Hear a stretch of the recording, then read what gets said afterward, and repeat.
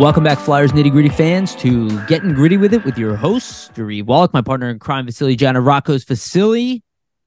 Welcome back for another episode, buddy. How are you?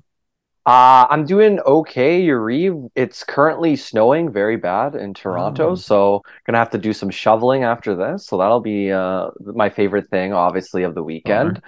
Oh yeah. But the good thing is the Flyers break their losing streak last night against the Jets, so we got a lot to dive into. How are you doing, buddy, over in Israel?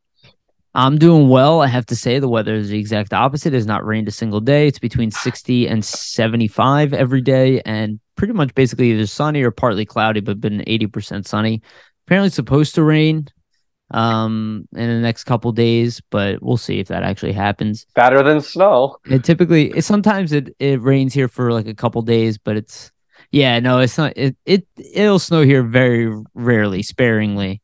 And it'll be mild snow. It'll be like something you won't even call snow. You know what I Yeah, and mean? then it melts and like as soon as it hits the ground type Yeah, thing. well, no, yeah, no, pretty much. That's like 99% of the time what happens. I mean, it's the desert, so Oh yeah.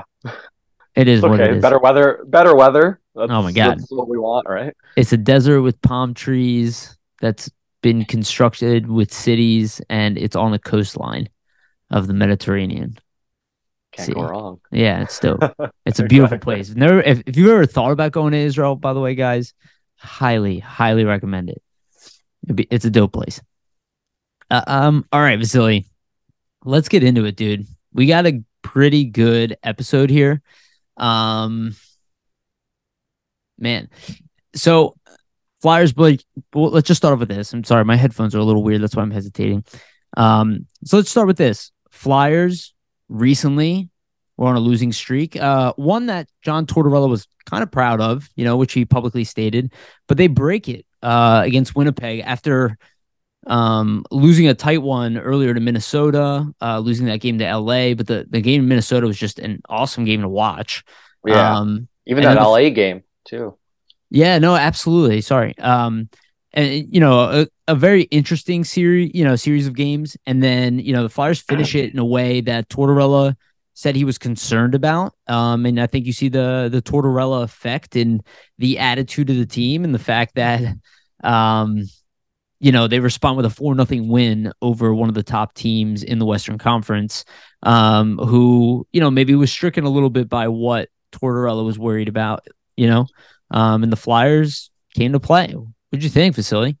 Yeah, so just the last stretch in general, right? They lose that 5-3 heartbreaker on Sunday, the 22nd to Winnipeg. And I mean, they're down 3-0. They come back in that game. We Yeah. talked about it. And I mean, they probably should have tied that game, went to overtime there. Then they get two overtime losses against the Kings in Minnesota. And arguably the last three games that they lose before they break this streak, I think they probably could have won all those games. They were in them. They were, one goal away in a lot of cases. So it's good to see them break the streak because it's not like those losses they were playing bad or playing in a way where they didn't deserve to win. They were always in those games. So it's good to see them come out with a complete win against the Jets. I think the most impressive thing for me, just with the win, is not even the scoring. It's more just their defensive play away from the puck, stick positioning. Tortorella even kind of mentioned it in his post-game pressers that the team did well in terms of creating their scoring chances, being opportunistic. But really, what gave them the win is that in the defensive zone, Winnipeg didn't get a lot. Carter Hart had to make a couple big stops, but there wasn't much in the middle of the ice or in the slot. A lot of it for them was perimeter based, and I think that's a recipe for success for this Flyers team when you see them keep other offenses to the perimeter, especially a fast team like Winnipeg, and don't let them really enter quickly off the rush. Usually the Flyers have success, so they kind of employed that, and it worked well for them in the win. And then also Carter Hart, I mean, what can you say? 40 save shutout. He didn't make any spectacular, huge saves like we saw in those Minnesota, LA games, things like that. But he looked really good, calm, cool, and collected, and just poised in that. Rebound controls on point, square to his shooters. And another noticeable for me is Rasmus Ristolainen has just been playing great as of late. And you're noticing him in good ways every single game. So I would say he's one of the most improved on the team, to be honest. What do you think, Yuri? Man, that was a great breakdown. Touched on a lot of points there. Let's stick with the Ristolainen thing. Let's start with him because yeah, I know I completely agree with you. I mean, I think you're seeing the effect that, kind of benching him and working tightly on him early in the season has had an effect. And I think, look, I think it's the first time in a long time that somebody had this approach with Ristolainen. I think this is kind of a rare situation. I mean, we do have some high end coaches that are heavily invested. And it's obvious. Rocky Thompson obviously is a little bit more of a newer coach, and we can talk specifically about guys, but we know the proven model of Tortorella and Shaw, right? Yeah. We know that they have a history of kind of doing this. And to be honest with you, I mean, I think this is exactly what a guy like Ristolainen needed a little bit, because he has so many raw tools that this is the reason why every team was in love with him. And I Yeah. think, yeah, I think he simplified his game at first, and I think now you're watching it expand because he's kind of grown that success. And I totally agree with your comment. I think this was the last episode you said this, where you want to see Ristolainen move to the lineup. I am a little confused. I know they changed it for the last game, but I'm a little confused why it took so long. But we saw Yeah. he continues to produce points, and yeah, I don't know anything to add specifically on Ristolainen, because I think Yeah, sure. We had it as a touch too topic. much, but he's been awesome. Sorry. Yeah, he's been great. I mean, I think it's just a sense of what we were talking about and what Tortorella does. And we kind of mentioned it on previous episodes where Yeah. with certain guys, he'll break their game down and build them back up. And that's exactly what we're seeing with Risto, right? Like they took the leash off him. They didn't really want him rushing up ice or really getting involved offensively. But we all know that he has that talent. He had 40-point seasons in Buffalo on teams that did not have a lot of offense. Yep. So they break his game back down. They want him to simplify and just get back to, okay, what do you do with your big body as a defenseman that can really help us? And that's, okay, win puck battles along the boards in your own Yep. zone and clear pucks. And what's he been doing pretty consistently? Whenever you see him go into those puck battles lately, he's winning them and he's clearing pucks. And then as that's starting to evolve, now you're seeing the coaching staff say, you know what, you're doing what we need. So now we're going to let you Let him go off the leash. offensively. Yep. Exactly.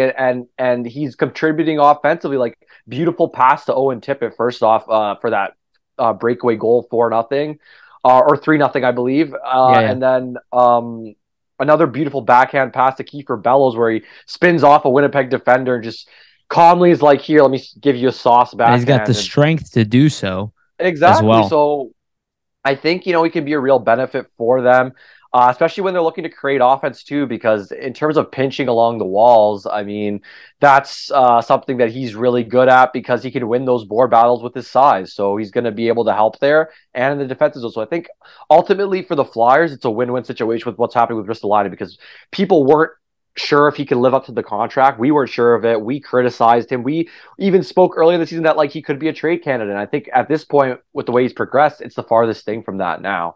I could definitely see him here and play out the whole contract if he keeps playing in this manner, like 100%. I think this is what we hope for, right? We were hoping that Tortorella could do this, that Risto could do this here, especially with a group of like, middle 20 defensemen, 20-year-old Yeah. defensemen around his age, that he could come in here and kind of, and honestly, we start building a core. And I know everybody wants it to be overnight.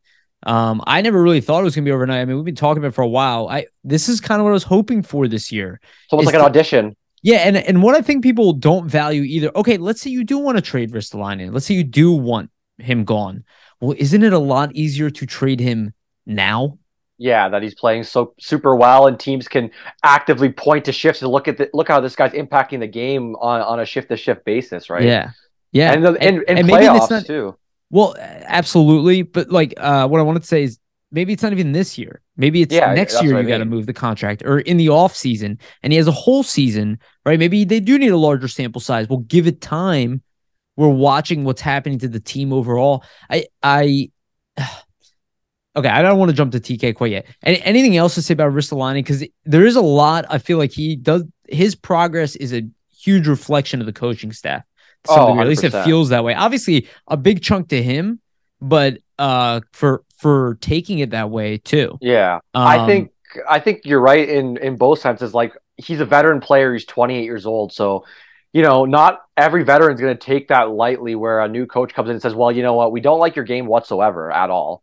and We we're don't gonna know. In fairness, we don't know what they said to him. no. But I You know what just I'm saying? imagine, yeah. We don't know what he said, but It I probably imagine wasn't that. no.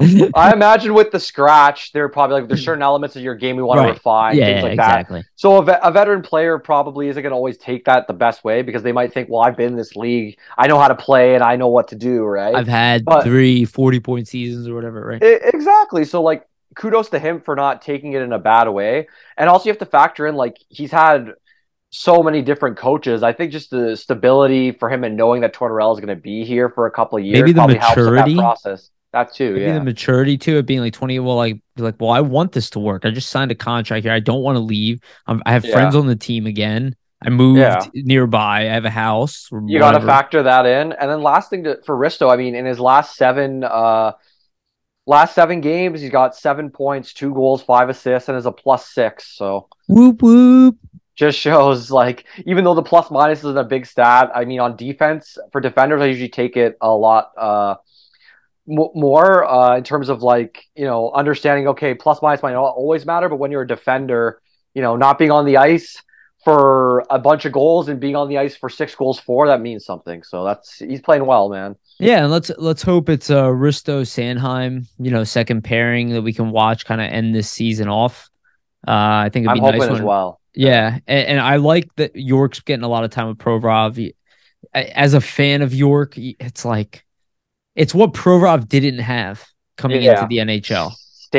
Stable guy to be with, right? So like it's Yeah, almost like Provorov's doing it's actually he's being that talented. stable guy Yeah, for York, can right? skate. So He's not at the end of his career where he's like slow like molasses. You know what I mean? yeah, exactly. Um, which some of those guys have been amazing too, but like we didn't have Teeman in all of his prime. We didn't have Mark Streit, right? He was actually a pretty good defenseman, good offensive defenseman. We had him kind of at the end when he was like slower. Yeah, exactly. He's His still prime was in good, but those Montreal years, right? So yeah, exactly. So let's talk about another guy who I think he is obviously going to be beloved, but as of late, he has been on a cold streak, point wise. yeah, And that's Travis Konechny. Having said that, and I think you'll probably agree with me on this, Vasili. He's been so close so many times. It's not like his performance. Like I don't think people even really realize that he went that long without getting points because he was such a tear. yeah, Um, and look, I think that is a reflection of him still kind of growing into that role, and also a reflection of the team is not quite there yet, and the talent isn't fully there yet. To create that type of environment for guys to just take off for the whole season. We will probably see another spurt at some point, but yep, realistically, we're gonna see dips and dives. But I do say like I still like what I'm seeing from Konechny. I think realistically, I was shocked even when like I saw the stat. I was like, oh my god, like I didn't even notice because he was getting so many scoring opportunities. Obviously, he got walked by Kirill Kaprizov in overtime. It's understandable. He's a forward. He's not the best defensively, at and he's least playing not defense on one-on-one that like that. shift, skating backwards. Yeah. It's a tough situation to be in for him. Yeah. But it's also a tough situation. He's one of our only offensive weapons in 3-on-3 too. So he's also Yeah, got to so make risky plays, and he didn't nail the shot. But what do you think? Sorry, let me let you go. yeah, so for Konechny, I mean, he hasn't had a point since that Detroit game, but we also have to factor in, right? He had 20 points in a 10 game Since a hat span. trick, which is like Yeah, hilarious. yeah, like yeah, he hasn't had a goal since the hat trick. Last point was against Detroit last Saturday. So I mean, honestly, I was expecting him to cool off, and reason being is, I mean, he was never going to be a 2 point a game player. Mhm. He's about a point a game or a little above that, like 1.10, 1.13. We kind of seen him hover around the Yeah. season before that 20 points in 10 games. So I don't think that was realistic to expect that to continue because He's then due. He's yeah, due right. for He's due points. for a little bit of a lull, He, but I also think that means he's due probably to rebound with a stretch where he probably goes, with 5 goals, 6 goals in 10 games, things like that. That's how it works. Goal scorers are streaky, and Konechny is a goal scorer in my eyes. Um, I don't think it's really much to be concerned about, as you were saying, Reeve, because he's creating chances, and the line mates that he's playing with, like Noah Cates, Farabee, are also creating chances as well. So in that sense, I don't think there's really too much to be concerned. He's still over a point a game. He's got 49 points in 45 games. I just think it's a factor of not for success for a team to be successful, one guy can't always just carry the load. Like you're seeing the Flyers play well, and other guys are stepping up right now. So I think that's a good thing for the team in general, right? Yeah, Take some pressure off Konechny, have some other guys produce, and then he'll probably get on a bit of a hot streak as we move forward. sure. Um, I I still mean, think we can't dispute the fact that the power play is still not very good. And how no, can you be yeah. one of the best power play, or how can you be one of the top point producers in the league when your power play is ranked what 30th? Yeah, exactly. Usually It's power play, if you look at the at top least middle of 10, the road, at least. yeah, if you look at all the top 10 scorers in the league and you look at their power play points or where their team just at is at in power play rankings, typically it's like around that middle range or higher, as you're saying. So, just the fact that he's doing this without really producing much of the power play is pretty impressive to boot as well. I think for Gotta fix his Konechny, power play. yeah, I mean that's got to be a major Off thing season they focus. have to look at and say, okay, how can we strategize to get some guys here that are good on the power play to help? I think they tried with D'Angelo, and obviously he's improved it in a sense, but it hasn't really worked to the effect that they're looking for. I just think for Konechny, you also have to factor in that he isn't really playing with a top line center, and he's still doing this. So He's I mean, playing with imagine, Noah Cates mostly. yeah, and like not to say that A Noah rookie Cates left winger playing center. center basically. So like not to say that Noah Cates isn't playing great this season, and I think he's having a really great rookie year. It's just like how good would Konechny be right now if he was playing with Sean Couturier instead, or how many more points would he have? Oh, Or if he I was just with, completely agree with or that. if And he how many was points would just Coots have on top of that? yeah, or how many points would he have if he was just playing with another top line center in general, right? So like you have to factor that in. If He's only. having a great season. Look at any player in the league that is in the top 30 scoring that Konechny is right now, and I'm sure if you look at their game log, there's certain lulls where 4 or 5 games, they might not have the most points, and then the next 10 games they pick it up. So I fully expect Konechny to have a bounce back stretch, probably after the All Star game. Recharge a bit. He had that hand injury. You've seen him the last couple of games take some big hits into the boards with his hand specifically. Not to say that that could be ailing him, but you never know. Bumps and bruises, all players deal with it. So I'm sure the week off will help him there. Wouldn't be surprised to see him come back after the All Star break and have a big stretch. Yeah. And I think it's weird how we're like at the All-Star break already. But But it still I think feels young in the season. well, we have to be ready for that, right? Because these breaks, they have a way of kind of changing momentum. So if some guys were struggling, this might be that fresh start. It also could be, hey, ended on a high note. Maybe you won't start off that great. Yeah. So we should be ready for that too. But yeah, I agree with you though overall in TK. Not I don't really have concerns about it. I think right now I'm just letting the process play out. Yeah. For me, this was what this whole year is about, and I think we've had in some ways better results than expected. In other ways, I think kind of still marred by injury and some weird, still lack of decision making to some degree, which we can't deny. Yeah.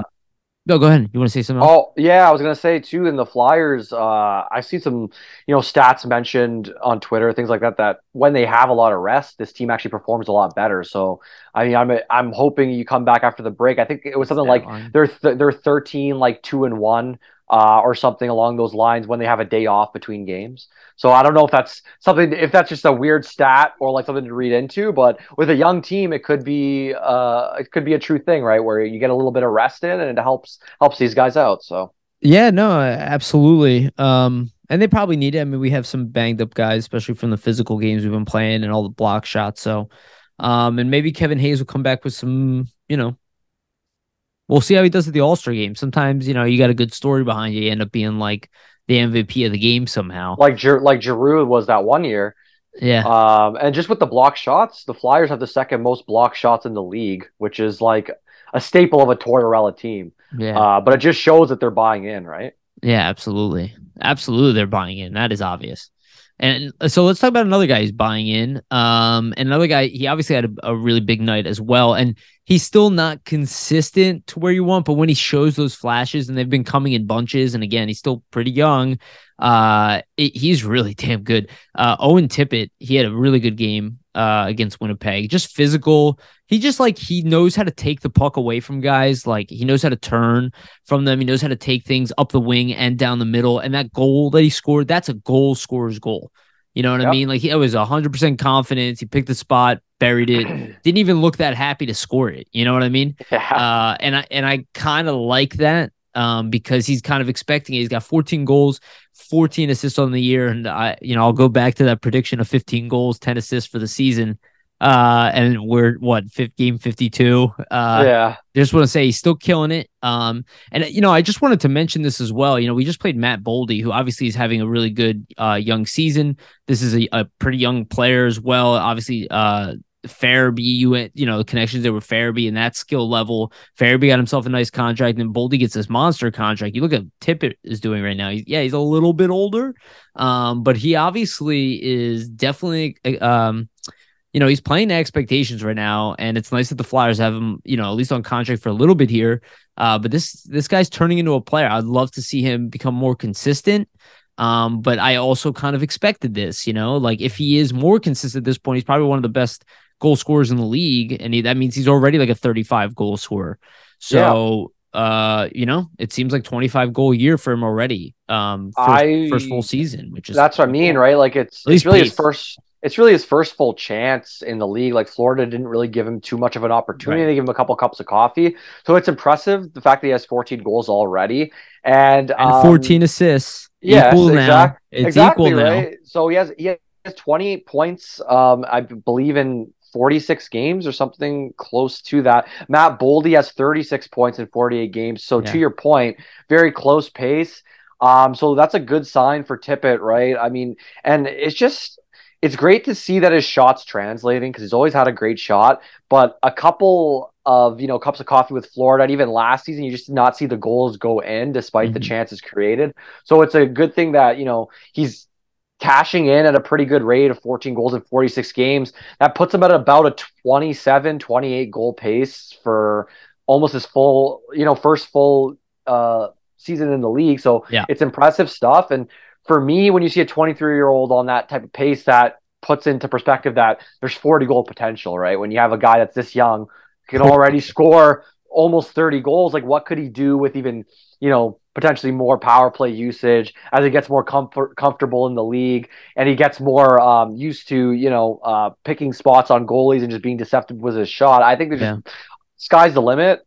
And also, I think we're seeing a bit more of his power game come out with puck protection the last few games where he's holding the puck off and beating, bigger guys on defense to kind of make plays and cycle around. And I think that's a good thing. And his defensive game has gone to a whole nother level under Tortorella as well, where he's just such a dog on the back check. He's getting back there, stick checks, like all that. I think he's becoming a complete player, to be honest. I'm sorry to cut you off. I just wanted to add what you're saying. When I see Lawton and like Lawton and TK like killing it on the PK, I can't help but think like, what happens if you put like Tippett with like Coots if he's healthy? I think Tippett would be an interesting option on the PK because he's so fast. Shooter. He's so fast too, and he's aggressive. So I just think all he needs is line of sight. All he needs is line of sight, and he's got to get if he gets even within like range of the circles, he has a chance to score a goal. Exactly. Same reason why TK can do it, right? And right now, Lawton's probably playing the best offensive hockey of his career. I mean, definitely. I think Tippett's been, just a great story so far this season. And excuse me, he has 28 points already. I wouldn't be surprised if he flirts with around 50 or even gets beyond that. Goes on to heaters. I can see it for sure. I could see it. Depends how the team continues to play, but I totally agree. Like, the team is still rolling, then it'll allow his like kind of sporadic nature to succeed. If they, if they somehow, stumble and fall as the season goes on, which is not what I predict, but if they do that, maybe I could see him finishing with 35, 40 points, right? Yeah. Even if you look at the game log too, like there was a little lull there when they played Chicago and Detroit where he was getting dropped down a couple lines. And then he responds with like with a pretty big game and plays well against Minnesota, even though he doesn't get on the scoreboard. Like he was going from game times against Chicago. He only played 11 minutes against Chicago, 14 against Detroit, 14 against Winnipeg, 12 against like shit against Chicago. Yeah, 12 against LA. And the last two games, you see Tortorella go back to him with the trust there. and he hasn't playing 19 minutes against Minnesota, 18 minutes last night against Winnipeg. So it just shows that like Tortorella, man, knows what he's doing, right? Yes, he does. Couple lull games, pushes a little bit of buttons, then you see Tippett come out with some really strong games. So it just shows the coaching is really having an effect on these guys too. Dude, absolutely. And like, I'm starting. Look, it's been hard over the past few years because a lot of your favorite players have gone. You're Mhm. starting to like kind of love some of these players. It's still a little early, you know. I know the team is suffering over the years, so it's kind of hard to say I love the players on this team, and I kind of get that. But like, think about like Owen Tippett if the team is doing well and he does come close to these numbers. Like, these guys are going to start becoming beloved here if they can start putting wins together. I know everybody wants to pretend like they can read the future. We'll talk about that a little bit later. But you know, it's the stuff that we're seeing. It's like these are really good signs. At least maybe it's not enough to see a Stanley Cup winning team, but there are some pieces that are forming in front of your eyes that are part of that solution. Whether Yeah. I don't care if people agree with me or not. I think that much is obvious. And it does put the Flyers in a weird situation. And But I don't think a bad one. I think it's important to note too that it's mostly the younger guys that you're seeing that are having these successes, right? So, I mean, if I was to say to the fan base, you want, oh, the team needs to tank and do that, but hypothetically, would you want these younger guys struggling? I don't think that's ultimately what the team Some needs, people would right? say So, yeah, but that was just crazy to me. for a 23-year-old player like a Tippett or even Frost is at that age, they're still so young. Like you see Tippett with his potential at this age and potentially getting to 30 goals already. Like what could he do when he's 26 and fully in his prime? You know what I mean? So I think it's just Absolutely. encouraging signs all around. And again, TK is only 2 years older than him. Exactly. Rudy's pretending like, dude, I don't know. Maybe I'm turning an old man. Um, so let's talk about another young guy, and I don't want to brush over him because he's getting like forgotten in the season, but I think he has an opportunity here. Shout out to Zach McEwen, with the jaw Broken break, jaw. yeah, Yeah, broken in that jaw. Wish you fight. what? Yeah, In from that fight. that Minnesota fight, and that was a brawl of a game. So I appreciate, this is the stuff like people want to make fun of goons, but you got to appreciate what the guys do. I mean, like that, like look how many injuries we got from that game, from that physicality. So shout out to Zach and shout out to his mom, Juliana, who, obviously she's a Flyers nitty gritty supporter, so it's awesome.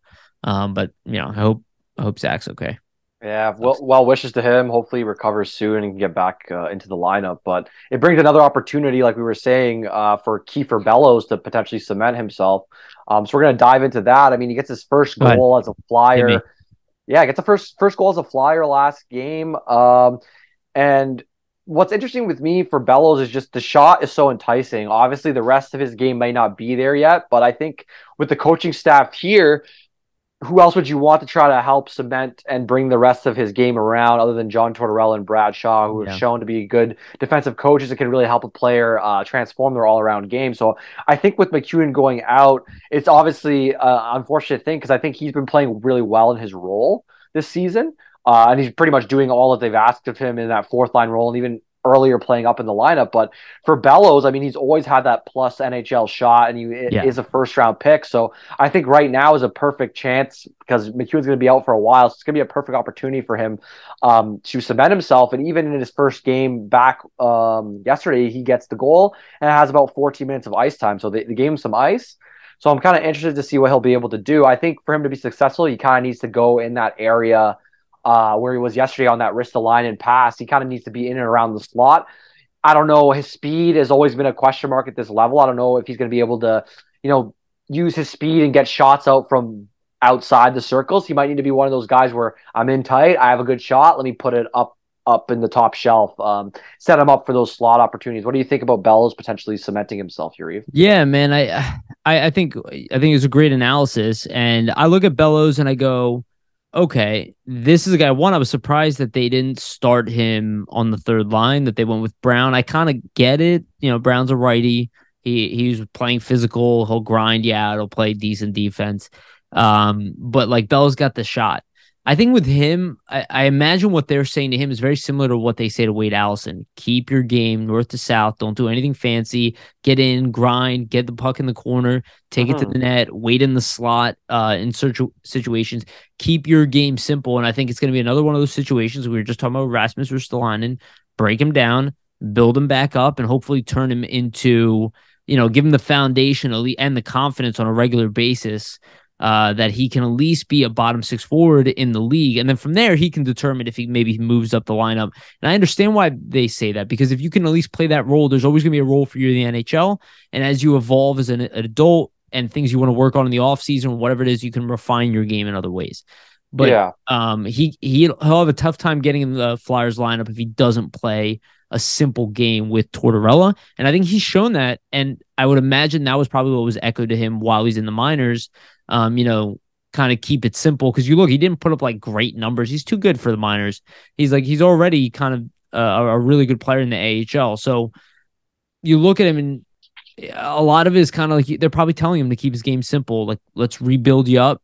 Scott Lawton went through it. Other players have gone through it, and he has a shot. So this is a guy who, still has a ceiling probably of maybe even a third line goal scorer, that could plot 15 goals a year or something like that. And that's what you need, right? Like, ultimately, not every guy's going to be a top six guy for you.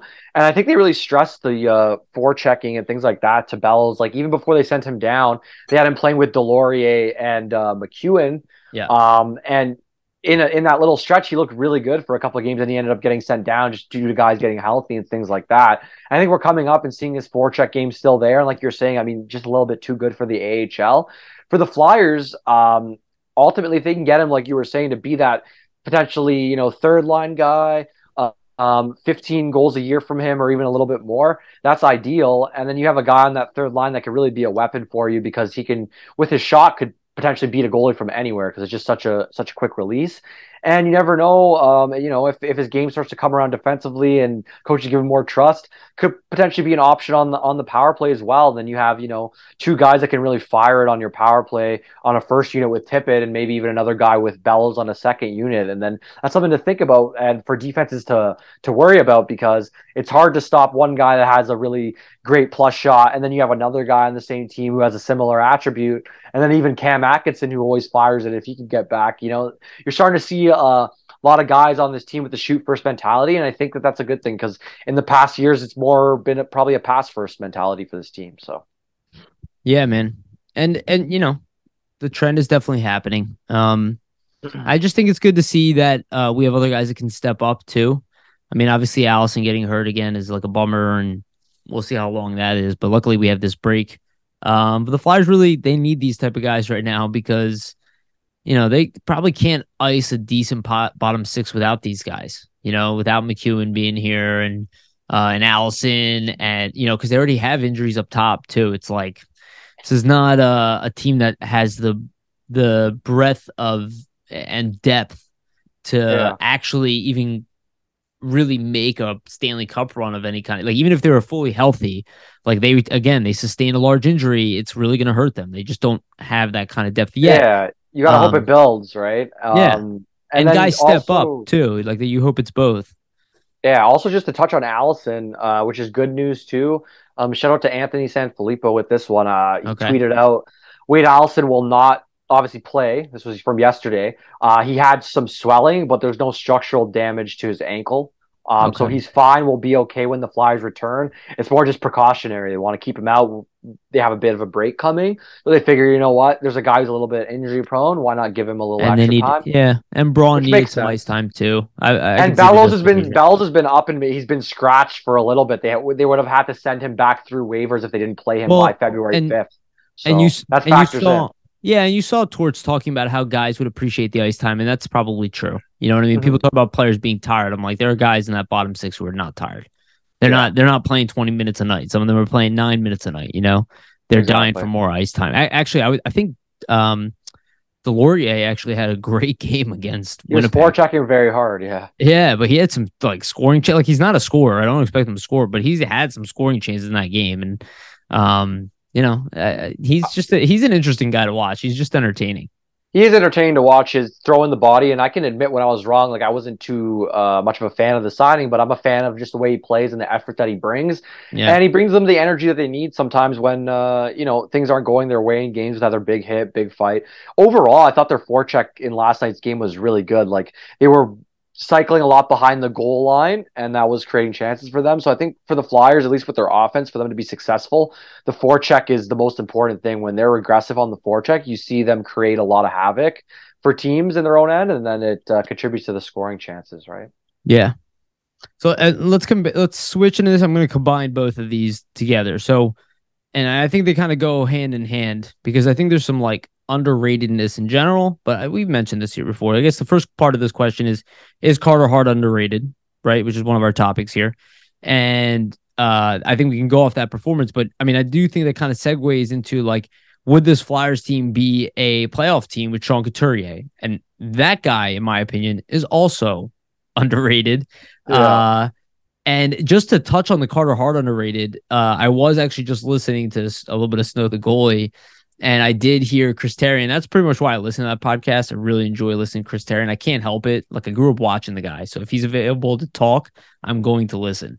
I'll say he said there's not a single player on this team that he wouldn't trade. And I'm like the fact that you think that it's so easy to find another goaltender of this caliber at this age, and that you think that this team is so far away that even him at 28 years old, 27 years old, mind you, he's only 24, like, is not highly valuable to a team that's probably a playoff team at that point, right? If you're projecting that, right? That's what they're saying, 3-5 years, whatever, that's still like a passable idea. I just want to point this out. I've said it several times on this podcast. Not only do you have Carter Hart and Ersan, but you have Kolosov, which is what, 4-5 years younger than Carter Hart. You literally have a beautiful transition into like 15 years of a starting goaltender.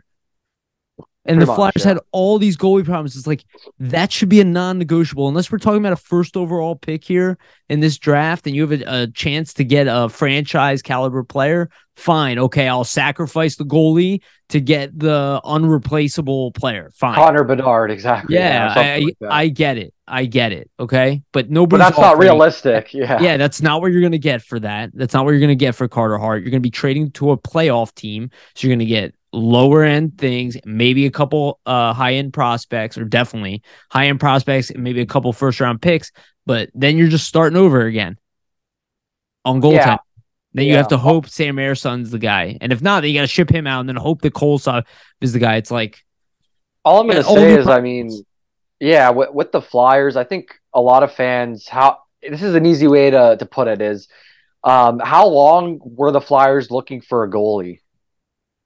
Realistically, like 20, 30 My years. entire time watching the Flyers.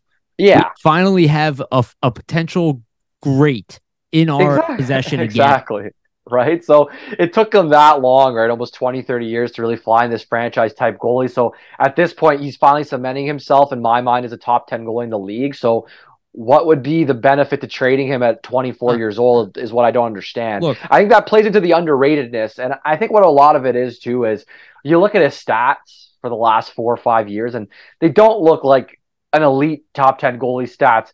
But that's the thing that plays into the underrated part of it is, if you're not watching the games, you're not seeing how he plays in the situations that he's in, it's hard to judge. And if you look at national media and things like that, they're not watching every Flyers. Yeah, they're not watching every Flyers game, and they're not watching every play and seeing how, okay, some of them are like Kevin Weeks knows his shit. If you guys Kevin Weeks knows his shit. You awesome. Heard it. You heard him in that Minnesota game when he was calling, and he's praising Carter Hart. You could tell he really knows Carter Hart's the real deal, but not all national media pundits are going to be on that same wavelength.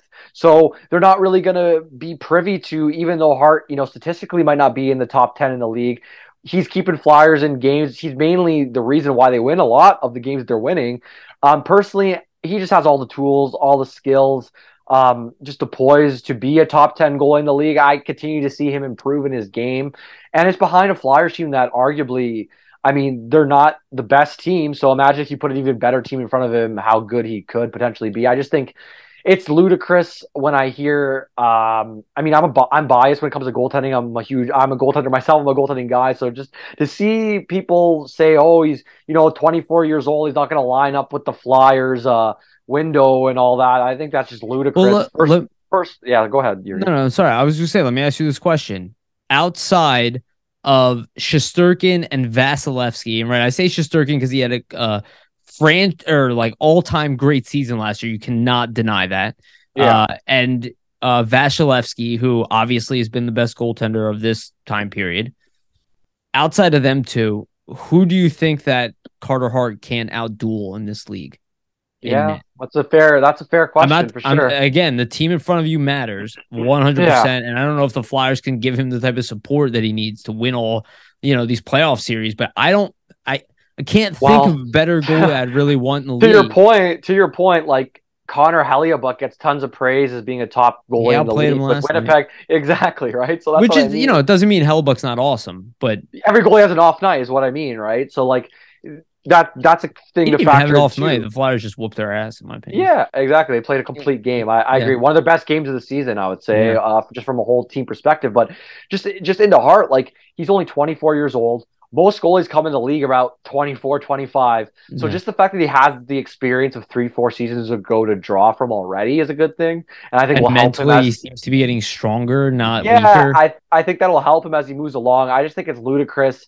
From watching goalies, we've seen Carey Price, Henrik Lundqvist. Obviously, you can't put him in the same breath as those guys yet. I mean, he hasn't had the same playoff successes, but I think he's on this trajectory to be close to that. That's up to the Flyers to help him get there. Yeah, exactly. Like I think he can be in that range of being an elite guy, and you see typically those elite goalies like a Fleury, like a Price, like a Lundqvist, like a Hellebuyck, like these guys that we've talked about. They usually stay at that level till about 35 years old. So he's 24 now. That means you have 11 more years of him being potentially this good.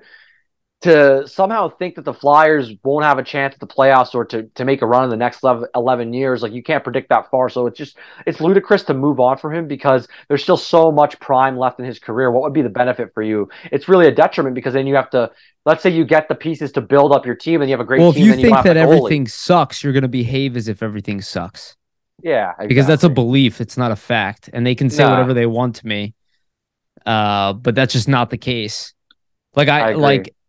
I thought we were the worst run team in the league, and then all of a sudden now Vancouver's the worst run team in the league, and before that it was Buffalo's the worst run team in the league, and everything is never going to be repairable, and they don't have anybody high end, and now Tage Thompson's one of the best players I've ever seen, and it's like none of this stuff is predictable. I can appreciate everybody's opinion, and this is not me telling people to stop saying their opinions. I don't care, screaming out. They do anyway, but scream it out.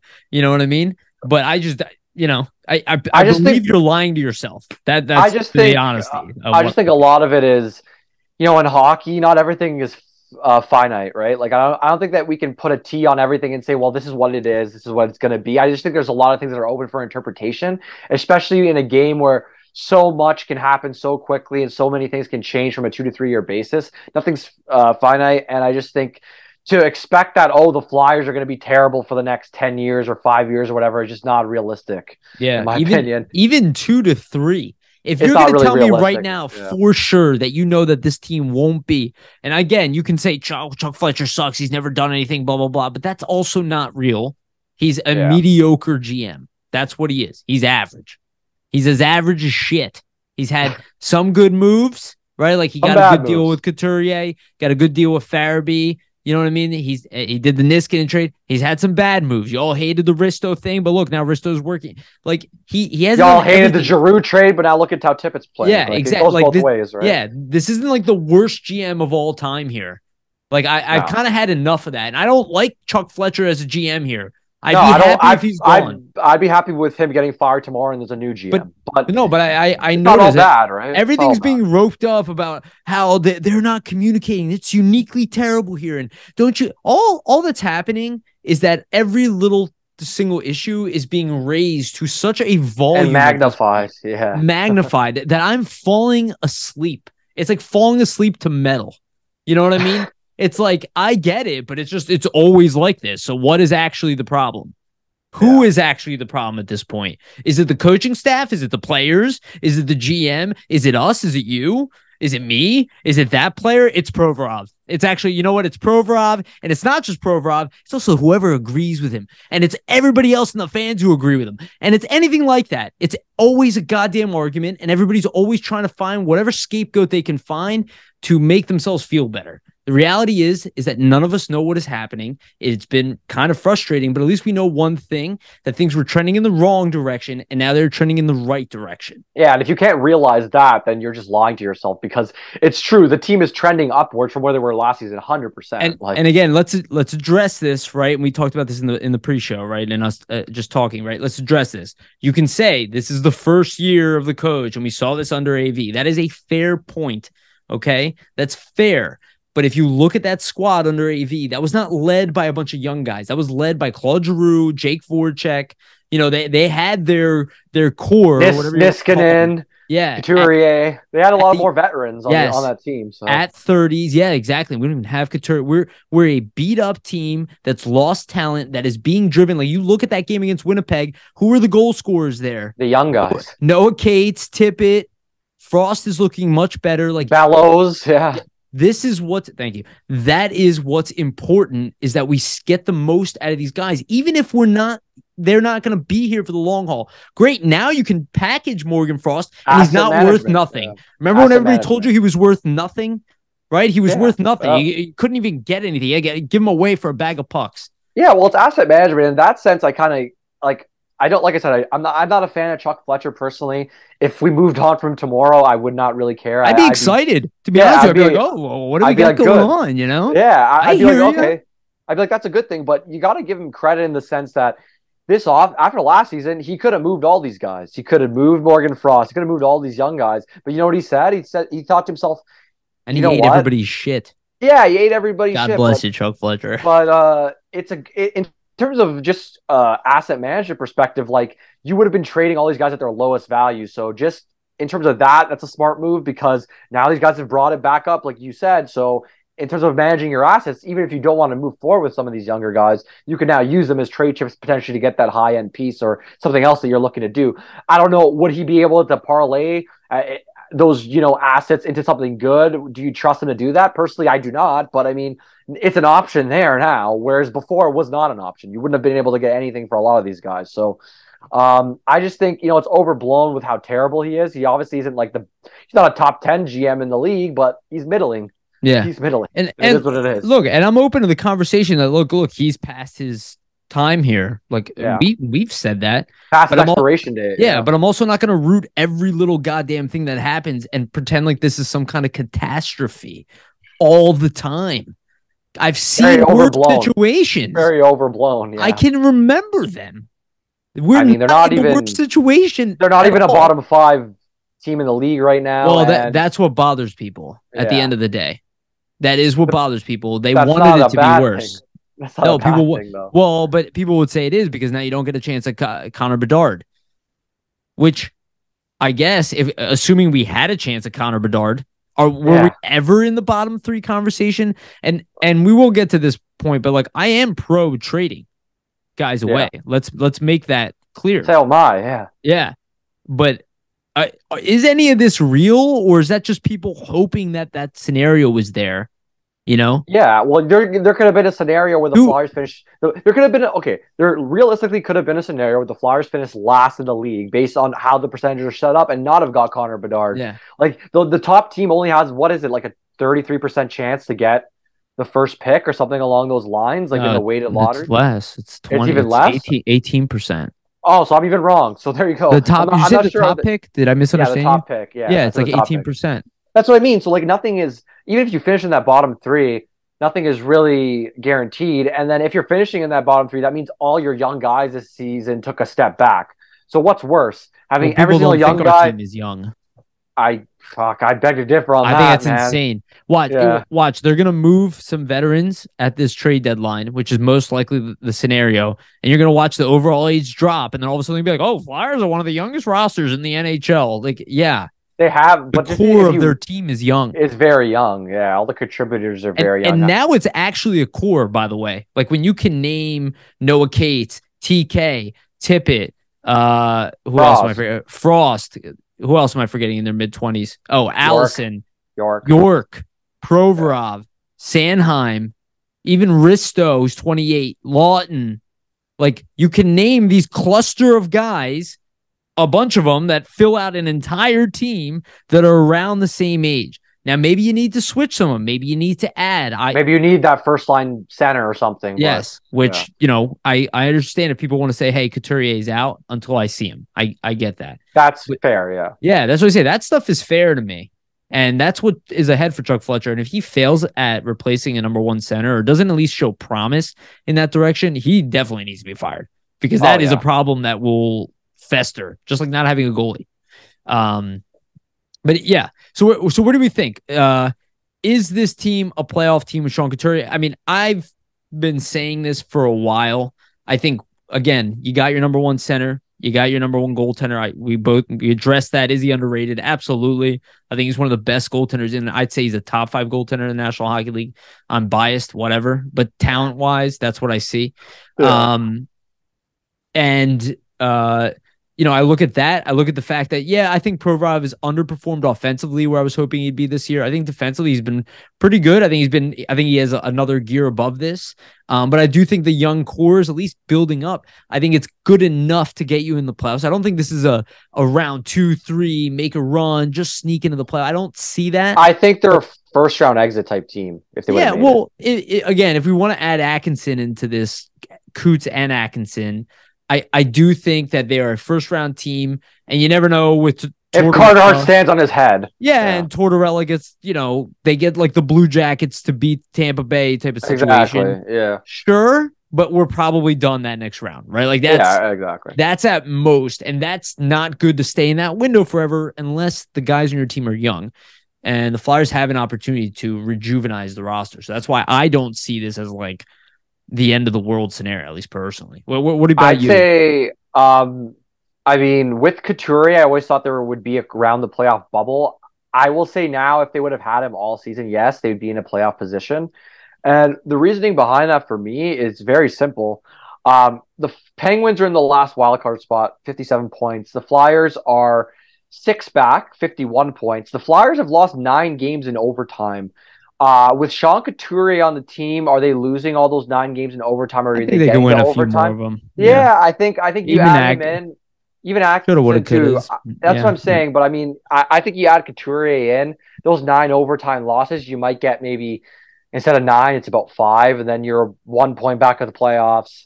Or even how many other games were they close in 1-goal games and they blew it? And if you have Couturier there, I think 100%. So I just think based on the way. I just think based on how Couturier plays and his play style, how he controls things so much, whereas usually when he's on the ice, the team is not in their defensive zone and they're typically in the offensive zone. I think that would have helped the Flyers probably win a couple more games, and who knows what situation that they're in. I just mean like they're already playing pretty well right now and have been for the last little while. So you add a guy like Coots and just his defensive acumen, like I think they would be right there 100%. Yeah, no, I think, yeah, man, I can only imagine the type of season Couturier would have had if he was healthy. I mean, it's a shame. We keep talking about shoulda, woulda, coulda. I'm sure it's annoying to people a little bit, but I can't help but think about it just when I see all these other guys excelling, Lawton excelling, like, oh my God, can you imagine what kind of season Couturier would have with Torts here? So I think that's why we talk about it so much. Yeah. I do think they're a playoff team. Now, again, are they middling without an elite player being added? Yeah, but again, I know everybody wants to talk about these. How the hell are you ever going to find anything? And then they create these horrendous trade packages where they move everything we have for one guy. I see that as Fantasyland nonsense. Personally, I don't care if you're right for NHL.com. When I see that stuff, I'm like, whatever.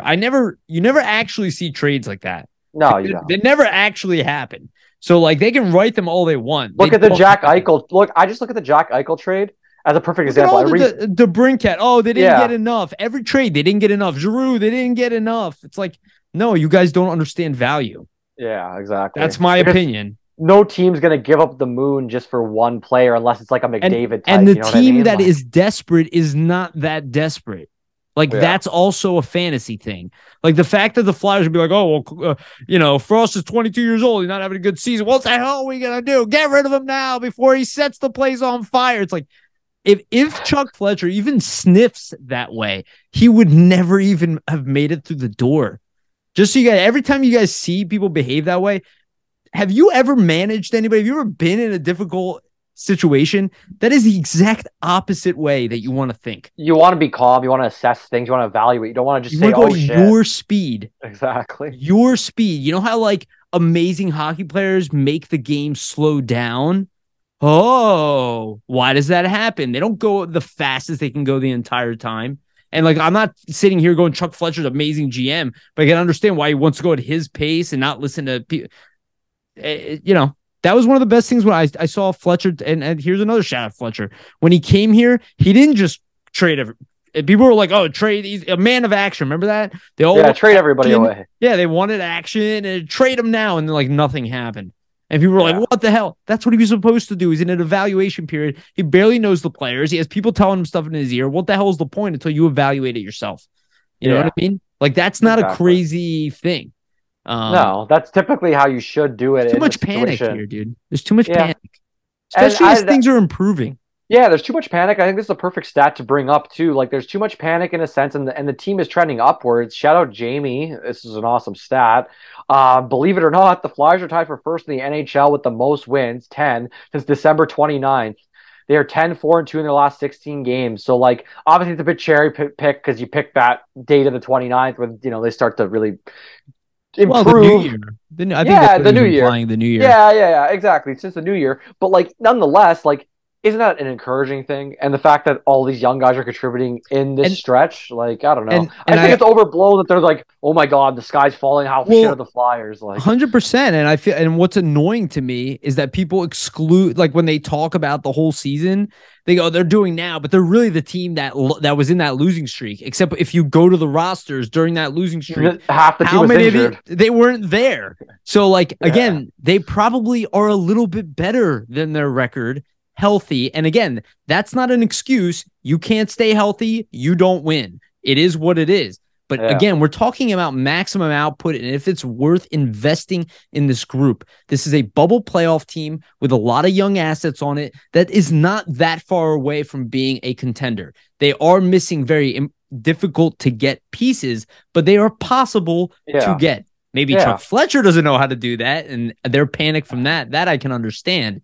But there are GMs who are capable of doing these things. Yeah, this and is ultimately not like impossible to see. Sorry, go ahead. And ultimately, too, I mean, even if a lot of these young guys, let's say you're not in love with them and you would like to move on from them, ensuring that their value is, progressively getting higher. Isn't Owen Tippett worth a lot more now than he was? Is it Morgan Frost worth a lot more now? I mean, it would suck to trade one of those guys because I personally would like to keep them because I think they can improve and get even better. But hypothetically, if you're going to tell me, well, I can trade Owen Tippett in a first round pick or some picks and get a bona fide first line player or first line center, that's a trade you have to think about, and that's realistic. But now you can actually potentially make that type of trade, right? And those are possible. And when I hear like Provorov rumors, I don't think he's being traded. But when I hear that, I go, okay, let's say he is traded. Well, we're probably getting a pretty damn good player in return.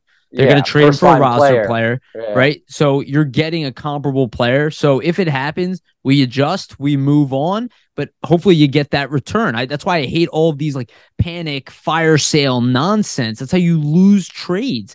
And you very often see people lose trades. And the typically, actually, if you really look at GMs that were more patient and took the criticism, Joe Sakic being one of them, along the way. Yzerman in Tampa before he got let go. Oh, yeah. They were so stingy. They won't trade anybody. And then when they do make a trade, boom, home run trade. It's because they worked on that deal. And hopefully, like, I don't know, maybe we should get to this now. I mean, we could talk about what the Flyers situation will be at the trade deadline. Yeah.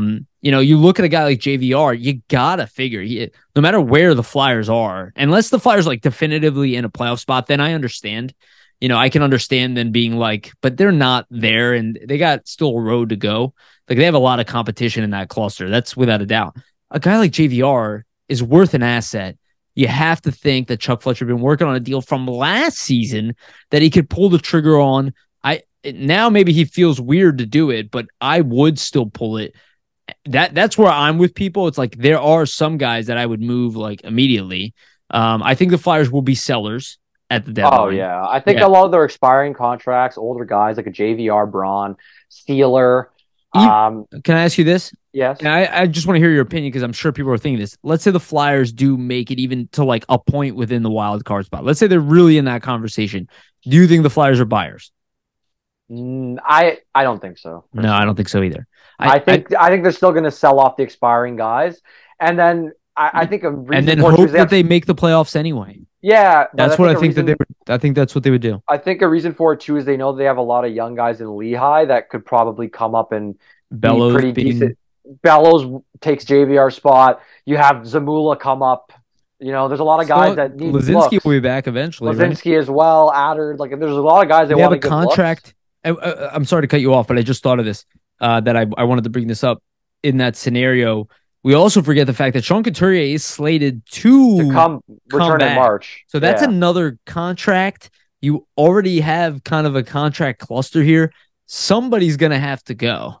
Mhm. It might To not even. It activate could him, just yeah. end up being Braun in the end, But Sealer, someone yeah. has to go. I don't think the Flyers will trade Sealer. I think he will get another contract extension afterwards. I feel like they love But like, just his game and his like work I ethic, think and they'll that's be probably like, part of we, it. yeah, I think they'd love him for the Phantoms too. Like, if they don't think he can Yeah. play in the NHL, they're like, yo, well, we'd love you in Lehigh. I think it depends on the desperation. Like, He realistically, like works hard, man. He's having a good yeah, season. the return you're gonna get for Sealer is like a seventh, sixth round It's pick. it's not worth it for them. They Yeah, like the guy. it might not be worth it for them because he sets a good example for the younger players and how to kind of be a professional. So I think that's a big part Yeah. for them. But though I will say like teams get desperate and play ridiculous prices at the trade deadline. So like if you can get It, a fifth round pick and above, like a fifth, fourth round pick for him, I'd say you got to pull the trigger in my mind. I think that that's fair. I think if Yeah, you can get a and fourth round pick for Sealer, you got to do it. yeah, and to be honest, I mean, will they get that? I don't know, but No, who knows what's gonna I don't think happen he'll on be the in the conversation because he's not deadline. expiring. Yeah, that's true as well. But you got to factor in he only makes 775,000, so like You can it's gonna be bury him. minimal, Yeah, you can minimal bury hit. him. Yeah, Yeah, yeah, it's a good point. I think. Um, Do we think there's any surprises that potentially could get moved, like guys that we're really not expecting to get traded? For me, I this is a weird one, but I we talked about before. I wouldn't be surprised. You know, if a playoff team comes knocking for Tony DeAngelo, they need a power play type guy. Since York's kind of yeah, already in that position, I could see the Flyers potentially moving him. What do you think on that? yeah. I mean, I think he would probably be my only like dark horse. I don't really buy into the TK and the Provorov. Like, I could see teams calling. I I could just see don't think what those are I could see deadline team. moves. I just don't think the Flyers are that interested unless the offer is great. You know what I Yeah, mean? And Provorov's not having the highest offense. He's better offensively than he's playing, or at least yeah. outputting. I think he's actually playing pretty well, but the You're team's gonna not get really scoring lowballed. that much. The power play stinks, and it's just not good enough. And yeah, I think you'll get lowballed, and it's just not worth it. Hmm. In my opinion, and even if you don't get lowballed, it better be the right player. And I just don't see the Flyers that interested because unless it's exactly what they need, which I think would be a number one center, or at the very least it would have to be like a young, dynamic second line center that could potentially be a number one center. I don't know Yeah. if the Flyers would really be that interested in trading him. And I don't know if a team who's trading for Provorov is that interested in, like, I don't think the Flyers are going to just try to take multiple pieces for Provorov and try Well, to I don't fill think they out their want depth. to. Personally, if you're going to trade Provorov, if you're trading him just for picks, I think that's a mistake. Reason being, you never know what those picks are going to end up becoming. And he's a first pair defenseman, and he just does so much for you, right? So, like, what would be the benefit for them? Obviously, you're getting potentially that second line for guy that could become a first line guy. Yeah. However, is a team making and gearing up for a playoff run comfortable subtracting a second line center? How's that going to help them? So like that's what I mean when people say, "Oh, Provorov's gone at the deadline." I'm like, but do you really understand how the roster management is working? Any team making a big play for Provorov isn't going to want to subtract that second line guy or first line And potential they center also the have to Flyers are looking have They also have cap to space. have that type of player that you're talking about that Yeah, is of yeah, interest to us. exactly. So first off, I mean, let me rattle off some stats just for Provorov because we had a topic as well, and we'll kind of get into it. I And mean, and Provorov's by the been way, his head coach has not said a single thing bad about him. about his play, And and everybody's like, "Oh, Tortorella. Tortorella is going to decide who comes and goes." So why would he take the guy who plays more than everybody? Tortorella's a particular guy, so I think if he was not happy with Provorov's game, we would We would definitely know know about about it. it. He would have been Yeah, benched. but Eh, Provorov, I mean, He's the only player. Hold on a second. Tarian said this. He's the only player to sit out a warm up and still play. Yeah. Think about that, guys. For a second, just think about it for a second. That's how much trust they have in him to just go out and do his job. Mm-hmm. So this is some interesting stats. So everybody's stating, Provorov's having the best offensive season so far. 3 goals, Neither 16 Sanheim. assists. Yeah, 3 goals, 16 assists, 19 points in 51 games. That puts him at about a 36, 37 point pace on a team that isn't really the best offensively. So, I mean, you got to factor in that's still pretty decent. It's not bad. No, He's capable of more. That's why people are upset. Yeah, He's a 50-point defenseman. He can hit 50 points. We've seen it before. I think, too, that you got to really look in and factor in that, I mean, he plays 23 minutes. Doesn't score much. Doesn't score much, but he plays 23 minutes a night. His offensive game is coming around. In his last 5 games, he has 4 points. Oh, thank you for stating that stat. That's a great stat. So that's something to consider. But also, what is something Tortorella loves in his defenseman? Shot blocking defenseman. Ivan Provorov has 122 blocks this season. He's second in the league. Alec Martinez is a shot blocking monster. Has always been throughout his career. LA to Vegas, he has 150, which is nuts. So Provorov, 122nd. He's tied with Jacob Trouba for second. Maurice Sider is 118, and then Jacob McNabb 115. That guy's having a down year. What a bum.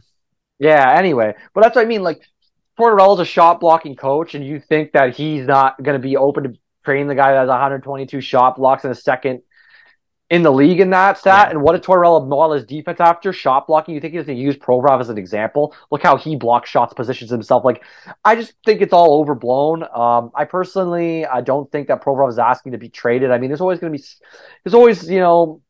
rumors and things like that. And Elliot Friedman is a plugged-in guy. I mean, he's not going to break something up if there weren't rumblings, but I'm sure when there's a team like the Flyers who have a lot of guys that potentially could be moved, only 2-3 years left on their deal, and there's teams that are looking to add defense, of course a guy like that's going to get brought up because teams are interested in adding a really good player. So I'm saying I wouldn't be surprised if people are calling, hey, you guys aren't going to make the playoffs. You interested in moving anybody? How about Provorov? How about TK? Because they want to add players like that because they're good players. Yeah, they're looking at them like, oh, those guys are exciting. Because sometimes maybe we can lowball the Flyers and get a really good player. I would, if I was GM, I would always start with a lowball.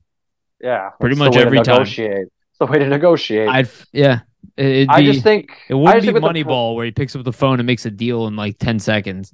No, that's not realistic. I just think it's a lot overblown with the Provorov stuff. And personally, I think Provorov and York have been really good and playing well with each other, and I think both of them are benefiting off each other's games. Personally, Provorov defensively, the last 5 games, like I really love this game in LA and Minnesota. He's just making very calm plays in his own end to outlet pucks. Yeah, I thought played great against Winnipeg too. I thought early in the season he was running around a bit, and I think it's conducive to the fact that he was playing with a different partner every single night, so it's hard to know where your guy's going to be, where you guys are going to be positioned and stuff. I think just he needs a consistent guy with him. Having York with him is helping him, and vice versa. I think York also is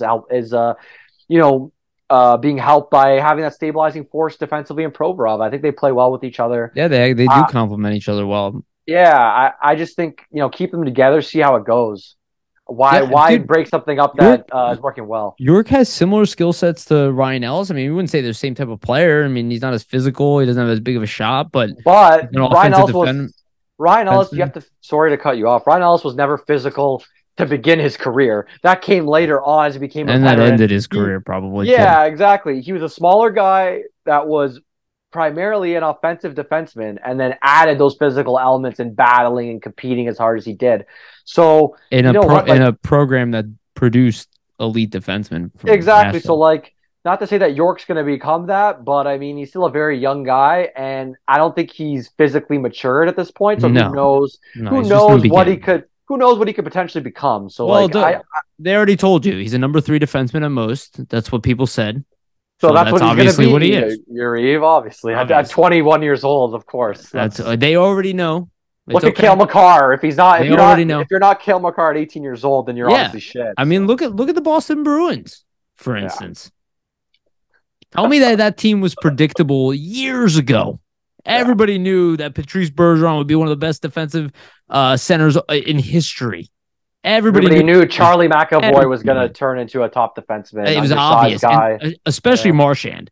You know, people saw him in the league. They were gonna be like, he's gonna be one of the best players in the league. And Pasternak in his draft year, everyone knew they'd be one of the best goal scorers of all That's why I time. went 27th overall. Yeah, everybody knew, and they knew immediately too. And I know within those first 2-3 years, they knew the next 10 years of his career. And it's awesome. It's awesome. That's why we watch sports, because everybody knows what's going to happen. It's why everybody gambles on sports.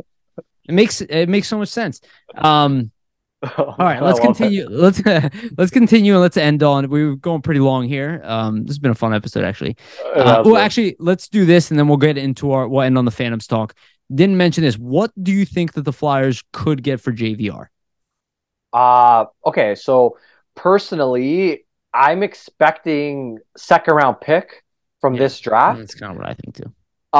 Maybe you can like parlay a second and a fourth, be like, look how well JVR's playing since he came back.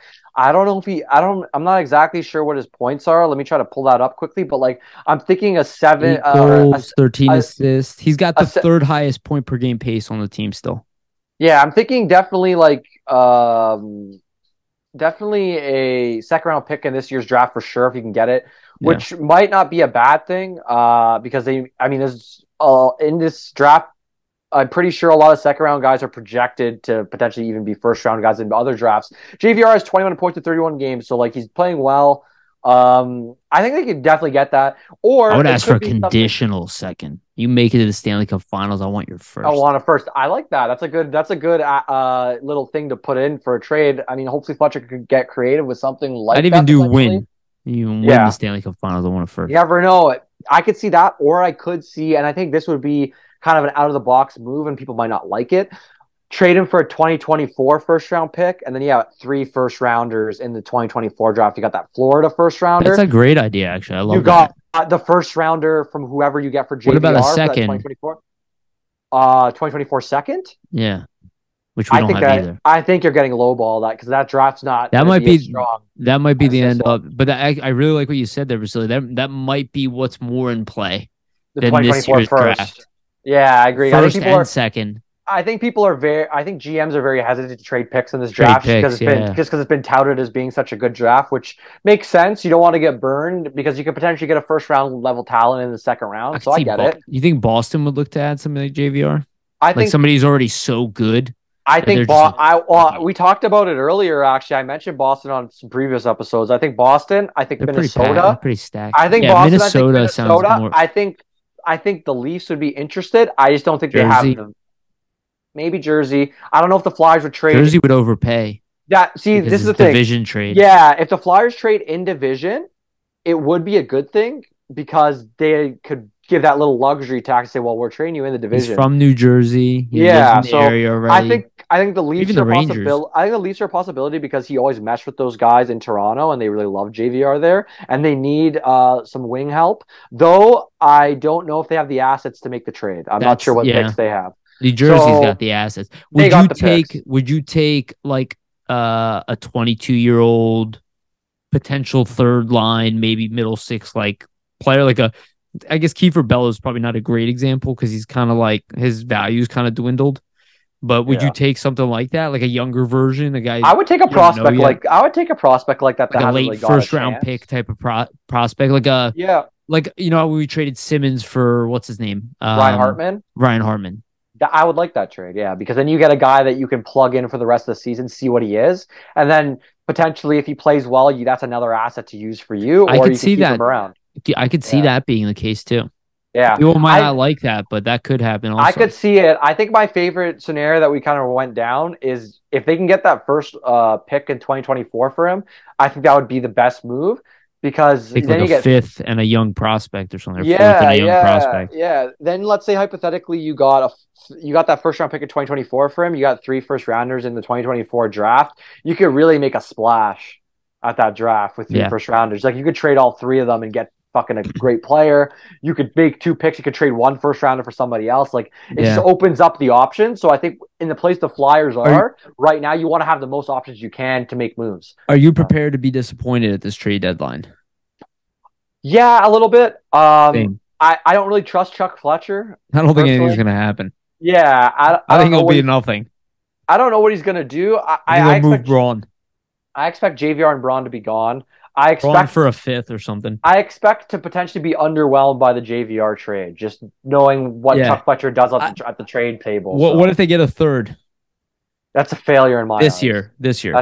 That's still a failure in my eyes. I You could could do better. see it. I could see it happening. You could Just do because of much how better. tough this draft is to get Maybe, picks but like he at has this point. 21 points in 31 games and he has 20 goal seasons I'm his whole aware. career. But like if you can't parlay, I don't even give a So fuck. then If do you you can't trade him? Or do you just say fuck it, you let it ride him out? I just think if you are so focused on this draft that you can't think creatively enough to get something else in another You draft or shouldn't like be a GMing the Flyers. prospect, yeah, like you have to think outside of the box. There's other assets you can get for him. This draft might be off the table, but think about if I get that first round in 2024, then what could I do with all those 3 first round draft picks going into this year's draft in the Yeah. offseason? Like think creatively, man. Like personally, it's a failure if they don't trade JVR. They're not probably going to make the playoffs.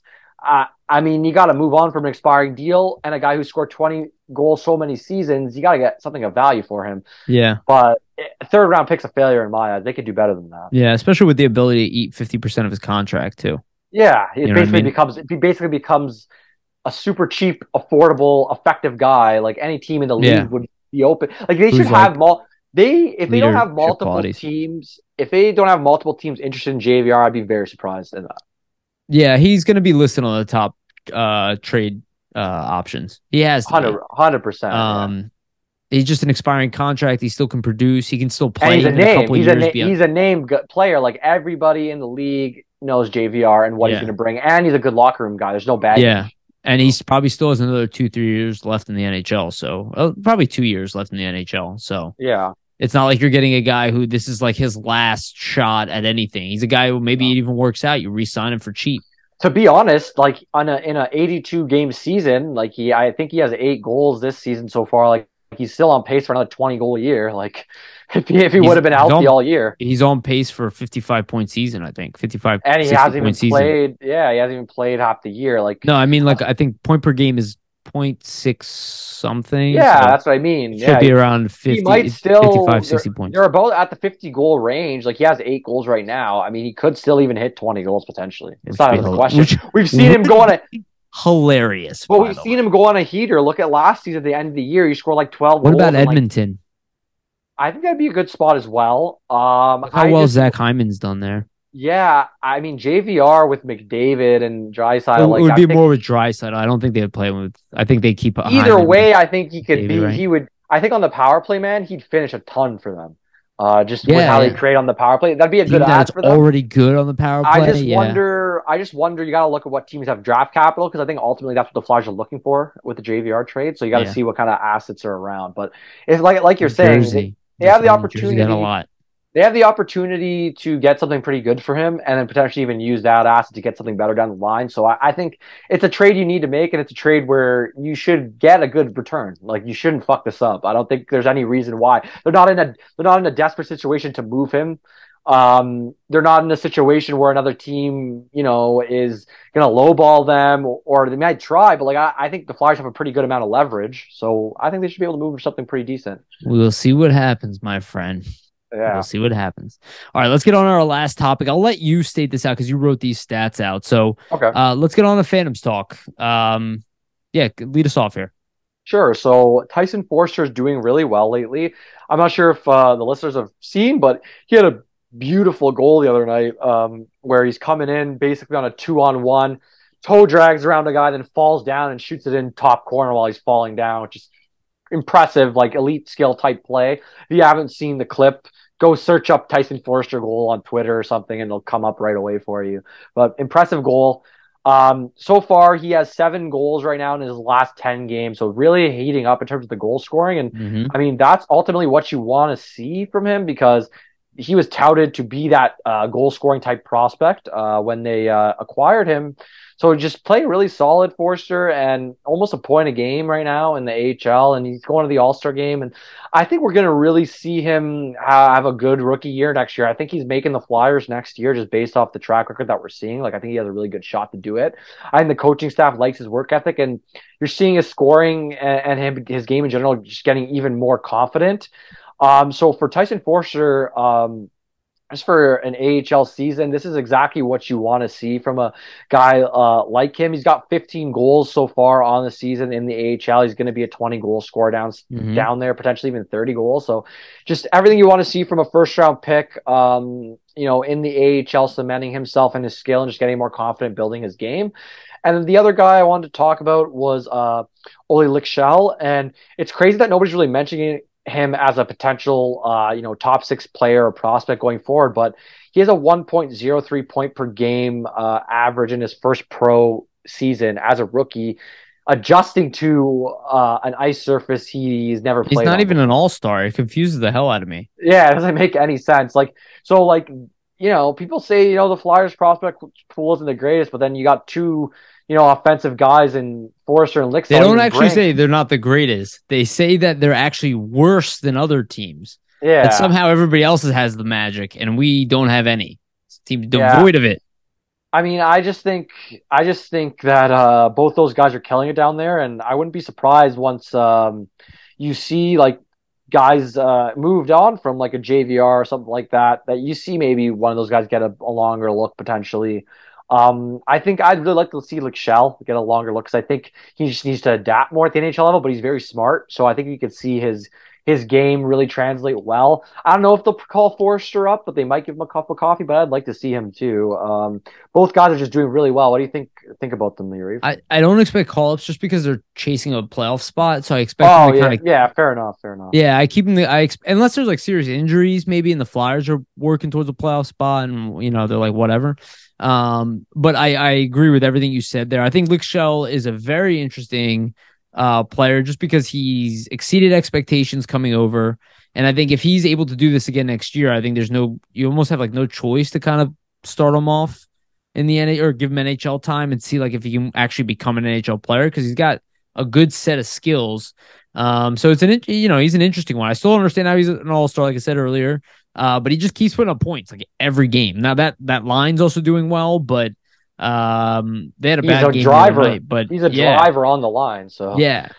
and Um, Forrester just to end off. I mean, he's got 28 points, 41 games. So not exactly a point a game, but he's about point 0.7, point 0.8, which is not bad.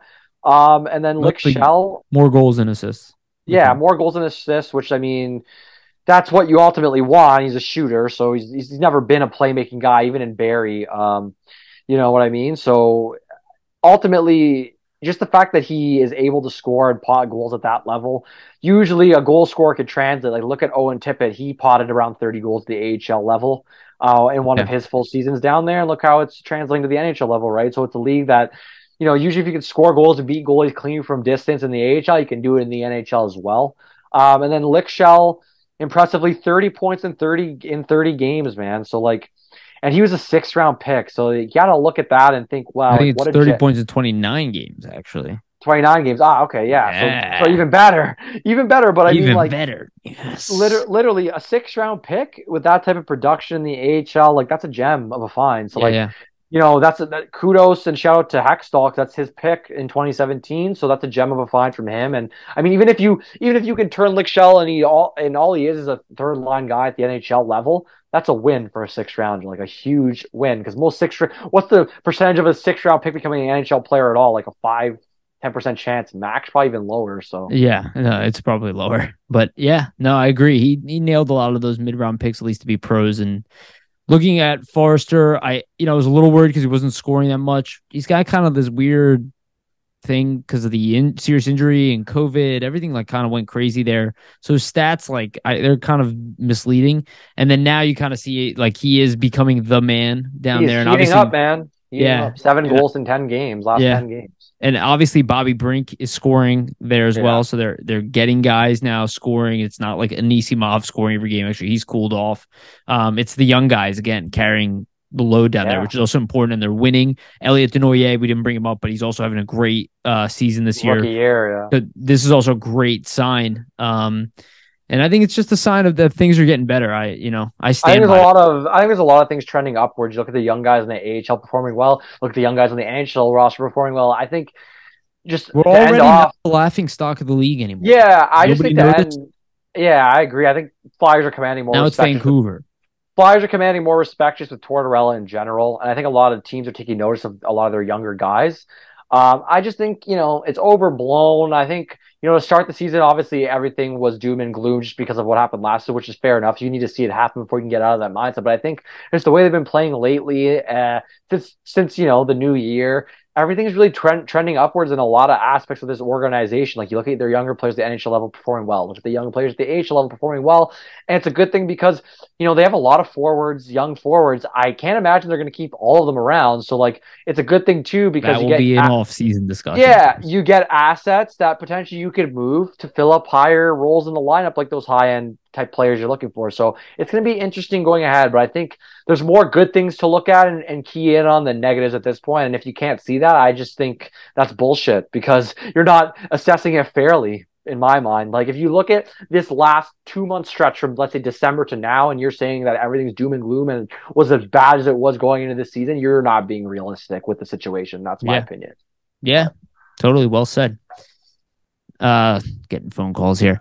So let's wrap it up here on this one. Anyway, we're at the end of our show. Vasili, do you have anything that you want to tell people about? Anything that people should know that's coming out?